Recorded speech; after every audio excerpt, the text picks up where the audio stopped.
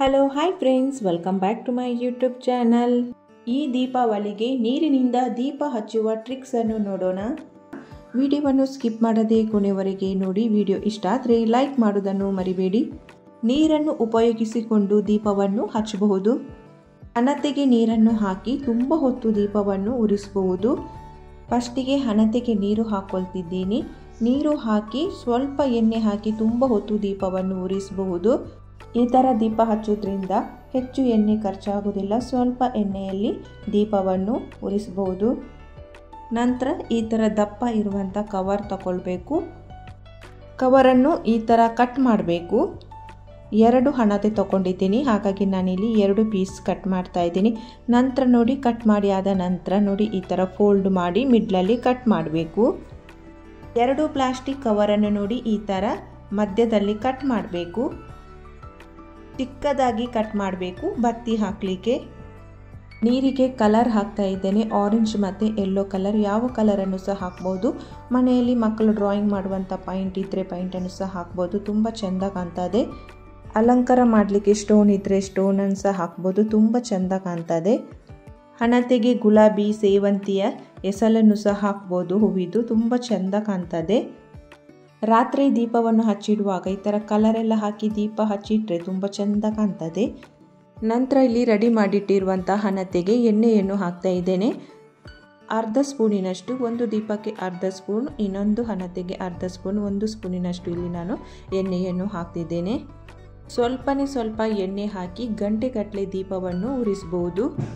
ಹೆಚ್ಚು ಎಣ್ಣೆ ಬೇಕಂತ ಇಲ್ಲ, ಕಮ್ಮಿ ಎಣ್ಣೆಯನ್ನು ಉಪಯೋಗಿಸಿಕೊಂಡು ದೀಪವನ್ನು ಉರಿಸಬಹುದು. ಕವರ್ ಕಟ್ ಮಾಡಿ ಇಟ್ಟಿದ್ದೇವೆ ನೋಡಿ. ಕವರಿಗೆ ನೋಡಿ ಈ ಥರ ಬತ್ತಿಯನ್ನು ಇಡಬೇಕು. ಬತ್ತಿಯನ್ನು ಮೊದಲೇ ಎಣ್ಣೆಯಲ್ಲಿ ಹಾಕಿ ಮುಳುಗಿಸಿ ಹಿಡ್ಕೊಂಡ್ರೆ ತುಂಬಾ ಒಳ್ಳೆಯದು. ತುಂಬ ಹೊತ್ತು ದೀಪ ಉರಿಸಬಹುದು. ನಂತರ ನೋಡಿ, ಬತ್ತಿಯನ್ನು ಈ ಥರ ಹಣತೆ ಮಧ್ಯದಲ್ಲಿ ಇಡಬೇಕು. ಹಣತೆಯ ಮಧ್ಯದಲ್ಲಿ ಬತ್ತಿಯನ್ನು ಇಟ್ಟು ದೀಪವನ್ನು ಹಚ್ಚಿದ್ರೆ ಆಯಿತು. ನಾನೀಗ ನಿಮಗೆ ದೀಪವನ್ನು ಹಚ್ಚಿ ತೋರಿಸ್ತೀನಿ ನೋಡಿ. ಅರ್ಧ ಸ್ಪೂನ್ ಎಣ್ಣೆಯಲ್ಲಿ ಗಂಟೆಗಟ್ಟಲೆ ದೀಪವನ್ನು ಉರಿಸಬಹುದು. ನೋಡಿ ಎಷ್ಟು ಚೆನ್ನಾಗಿ ದೀಪ ಉರಿತಿದೆ ನೋಡಿ. ಪಾಯಿಂಟ್ ಇದ್ದರೆ ಕಲರ್ ಮಾಡ್ಬೋದು. ಕಲರ್ ಮಾಡಿದರೆ ಸಹ ತುಂಬ ಚೆಂದ ಕಾಣ್ತದೆ. ನೈಟಲ್ಲಿ ನೋಡಿ ಈ ಥರ ಕಲರ್ ಮಾಡಿ ದೀಪ ಎಲ್ಲ ಇಟ್ಟರೆ ನೋಡಲಿಕ್ಕೆ ಸಹ ತುಂಬ ಚೆಂದ ಕಾಣ್ತದೆ. ಕಡಿಮೆ ಎಣ್ಣೆಯನ್ನು ಉಪಯೋಗಿಸಿ ತುಂಬ ಹೊತ್ತು ದೀಪವನ್ನು ಉರಿಸಬಹುದು. ದೀಪಾವಳಿಗೆ ತುಂಬ ಹಣತೆಯನ್ನು ಹಚ್ಚಿ ಇಡ್ತೇವೆ. ಒಂದೊಂದು ಹಣತೆಗೆ ಒಂದೊಂದು ಕಲರನ್ನು ಹಾಕಬೇಕು.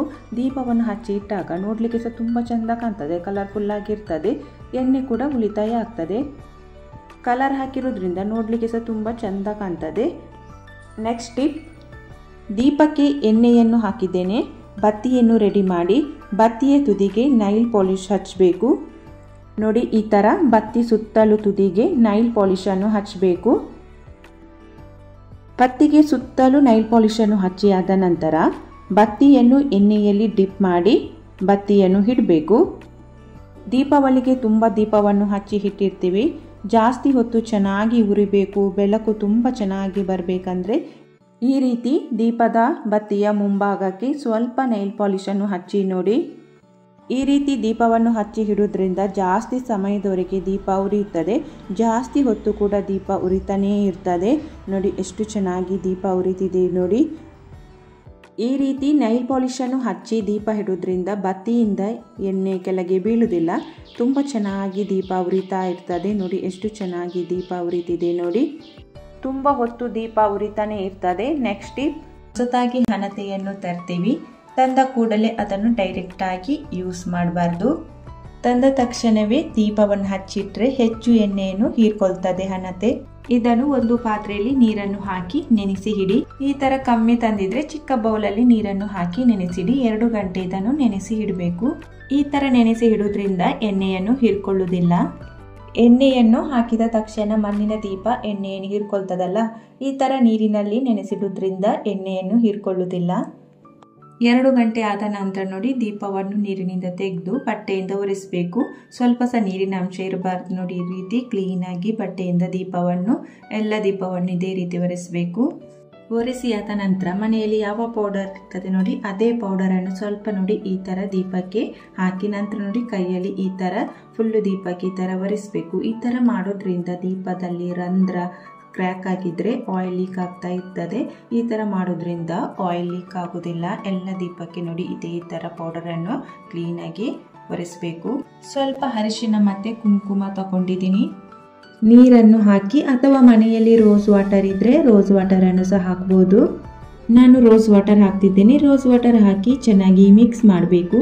ದೀಪಾವಳಿ ದಿನ ನಾವು ತುಂಬ ದೀಪವನ್ನು ಹಚ್ಚಿ ಇಡ್ತೀವಿ. ಎಲ್ಲ ದೀಪಕ್ಕೂ ಅರಿಶಿನ ಕುಂಕುಮದಿಂದ ಅಲಂಕಾರ ಮಾಡಿ ದೀಪವನ್ನು ಹಚ್ಚಿ ಇಡ್ತೀವಿ. ತುಂಬ ಮಣ್ಣಿನ ದೀಪ ಇರ್ತದೆ, ನಾವು ಕೈಯಲ್ಲೇ ಇಡೋದ್ರಿಂದ ಜಾಸ್ತಿ ಹೊತ್ತು ಬೇಕಾಗ್ತದೆ. ನೋಡಿ ಈ ಥರ ನಾವು ಬಡ್ಸಿನಲ್ಲಿ ಕುಂಕುಮವನ್ನು ಇಡೋದ್ರಿಂದ ಬೇಗನೆ ದೀಪಕ್ಕೆ ಬೇಗನೆ ಅರಿಶಿನ ಕುಂಕುಮವನ್ನು ಹಚ್ಚಬಹುದು. ಎಷ್ಟೇ ಮಣ್ಣಿನ ದೀಪ ಇದ್ರೂ ಇದೇ ರೀತಿ ನೋಡಿ ಎಲ್ಲ ದೀಪಕ್ಕೂ ಬೇಗನೆ ಅರಿಶಿನ ಕುಂಕುಮವನ್ನು ಹಚ್ಚಿ ಇಡ್ಬೋದು. ಎಲ್ಲ ದೀಪಕ್ಕೂ ನೋಡಿ ಇದೇ ಥರ ಅರಿಶಿನ ಕುಂಕುಮ ಹಚ್ಚಿ ಸ್ವಲ್ಪ ಹೊತ್ತು ಬಿಟ್ಟು ಬಿಡಿ. ನೋಡಿ ಎಷ್ಟು ಚಂದ ಕಾಣ್ತಿದೆ ನೋಡಿ ದೀಪ. ಇಷ್ಟು ನೋಡಿ ಎಲ್ಲ ದೀಪವನ್ನು ನಾನಿಲ್ಲಿ ಪ್ಲೇಟಿನಲ್ಲಿ ಇಟ್ಟಿದ್ದೀನಿ. ಹೊಸ ದೀಪ ತಂದಾಗ ಅಥವಾ ಮನೆಯಲ್ಲೇ ಇದ್ದ ದೀಪವನ್ನು ನಾವು ಹಚ್ಚಿ ಇಟ್ಟಾಗ ಎಣ್ಣೆ ಎಲ್ಲ ಸೋರ್ತಾ ಇರ್ತದೆ ನೋಡಿ. ಅದಕ್ಕೆ ಈ ಥರ ಸ್ವಲ್ಪ ದೀಪಕ್ಕೆ ನೋಡಿ ನೈಲ್ ಪಾಲಿಶನ್ನು ಹಚ್ಚಬೇಕು. ನೋಡಿ ಈ ಥರ ದೀಪದ ಹಿಂದೆಗಡೆ ಸ್ವಲ್ಪ ನೈಲ್ ಪಾಲಿಶನ್ನು ಹಚ್ಚಬೇಕು.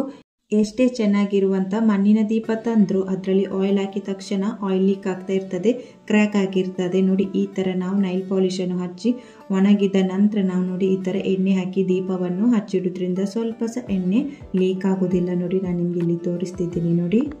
ನೆಕ್ಸ್ಟ್ ಟಿಪ್, ನಾವು ಈ ಥರ ಮಣ್ಣಿನ ಹಣತೆಯಲ್ಲಿ ದೀಪವನ್ನು ಹಚ್ಚಿ ಇಡ್ತೀವಿ. ದೀಪ ಹಚ್ಚಿಟ್ಟಾಗ ನೋಡಿ ಇಲ್ಲಿ ಸೈಡಲ್ಲಿ ನೋಡ್ಬೋದು ನೋಡಿ ಈ ಥರ ಕಪ್ಪಾಗ್ತದೆ, ಎಣ್ಣೆ ಎಲ್ಲ ಕೆಳಗೆ ಲೀಕ್ ಆಗ್ತಾ ಇರ್ತದೆ. ನೋಡಿ ಆ ಥರ ಆಗಬಾರ್ದಾದ್ರೆ ನೋಡಿ ಈ ಥರ ನಾವು ಒಂದು ಸೇಫ್ಟಿ ಪಿನ್ನನ್ನು ತಗೊಂಡು ಪಿನ್ ರಿಂಗ್ ಒಳಗೆ ನೋಡಿ ಈ ಥರ ಬತ್ತಿಯನ್ನು ಇಟ್ಟು ದೀಪವನ್ನು ಹಚ್ಚಬೇಕು. ಈ ಥರ ದೀಪ ಹಚ್ಚೋದ್ರಿಂದ ಹಣತೆ ಕಪ್ಪಾಗಲ್ಲ, ಎಣ್ಣೆ ಕೆಳಗೆ ಲೀಕ್ ಆಗಲ್ಲ. ನೆಕ್ಸ್ಟ್ ಟಿಪ್, ದೀಪಕ್ಕೆ ಸ್ವಲ್ಪ ಕಾಲ್ಗೇಟ್ ಪೇಸ್ಟನ್ನು ಹಾಕೊಳ್ತಿದ್ದೀನಿ. ನಂತರ ಸ್ವಲ್ಪ ಅರಿಶಿನ, ನಂತರ ಒಂದು ಕರ್ಪೂರ ಅದರ ಮೇಲೆ ಇಟ್ಟಿದ್ದೀನಿ. ಇಷ್ಟು ಹಾಕಿದ ನಂತರ ಕಾಲ್ಗೇಟ್ ಪೇಸ್ಟ್, ಅರಿಶಿನ, ಕರ್ಪೂರ. ಇವಾಗ ಕರ್ಪೂರವನ್ನು ಹಚ್ಚಬೇಕು. ನೋಡಿ ಉರಿದಿದೆ ನೋಡಿ ಯಾವ ಥರ ಹೊಗೆ ಬರ್ತಿದೆ ನೋಡಿ. ಈ ಹೊಗೆ ತುಂಬಾ ಸ್ಟ್ರಾಂಗ್ ಆಗಿರ್ತದೆ ಕರ್ಪೂರ, ಅರಿಶಿನ, ಕಾಲ್ಗೇಟ್ ಹಾಕಿರೋದ್ರಿಂದ. ಮನೆಯಲ್ಲಿ ಸಣ್ಣ ಸೊಳ್ಳೆ ಕೀಟ ಇರ್ತದೆ ನೋಡಿ. ಕಿಚನಿನಲ್ಲಿ ಹಣ್ಣು ತರಕಾರಿಯನ್ನು ಇಟ್ಟಿರ್ತೀವಿ. ರಾತ್ರಿ ಕಿಚನಿನಲ್ಲಿ ಮಲಗುವ ಮೊದಲು ನೋಡಿ ಈ ಥರ ದೀಪವನ್ನು ಹಚ್ಚಿ ಮಲಗಿದ್ರೆ ಜಿರಳೆ, ಹಲ್ಲಿ, ಸೊಳ್ಳೆ ಕಾಟ ಕಡಿಮೆ ಆಗ್ತದೆ.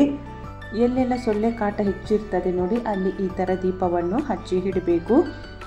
ಕಿಚನಿನಲ್ಲಿ ಹಣ್ಣು ತರಕಾರಿ ಇಟ್ಟಿರ್ತೀವಿ. ಕಿಚನಿನಲ್ಲಿ ಹೆಚ್ಚಾಗಿ ಜಿರಳೆ, ಸೊಳ್ಳೆ, ಕೀಟ ಎಲ್ಲ ಇರ್ತದೆ ನೋಡಿ. ಈ ಥರ ನಾವು ಕಿಚನಿನಲ್ಲಿ ದೀಪವನ್ನು ಹಚ್ಚಿ ಇಟ್ಟರೆ ಕಿಚನಿನಲ್ಲಿ ಜಿರಳೆ, ಸೊಳ್ಳೆ, ಹಲ್ಲಿಗಳ ಕಾಟ ಕಡಿಮೆ ಆಗ್ತದೆ.